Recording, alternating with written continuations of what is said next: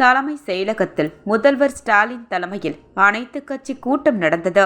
கூட்டத்திற்கு முதல்வர் ஸ்டாலின் தொகுதி மறுசீரமைப்புக்கு எதிராக தீர்மானம் கொண்டு வந்தார். நாடு முழுவதும் லோக்சபா தொகுதிகள் அடுத்த ஆண்டு மறுவரையை செய்யப்பட உள்ளன. மக்கள் தொகை அடிப்படையில் இப்பணிகள் நடந்தால் தமிழகத்தில் உள்ள 39 தொகுதிகளில் 8 தொகுதிகள் குறைய வாய்ப்புள்ளது என முதல்வர் ஸ்டாலின் தெரிவித்தார். தமிழகத்தில் தொகுதிகள் குறையப்பட வாய்ப்பில்லை. உள்துறை அமைச்சர் அமித்ஷா கூறியுள்ளார்.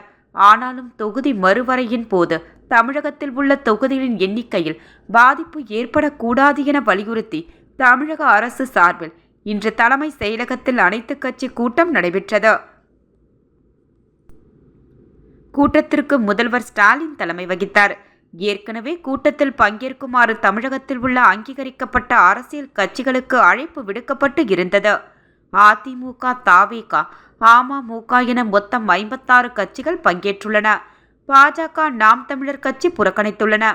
கூட்டத்தில் அதிமுக சார்பில் ஜெயக்குமார், மக்கள் நீதி மய்யம் கட்சி தலைவர், பாமக தலைவர் அன்புமணி உள்ளிட்டோர் பங்கேற்றனர். தொகுதி மறுசீரமைப்பு குறித்து அனைத்து அரசியல் கட்சிகளுக்கும் தங்களது கருத்துக்களை தெரிவித்தனர்.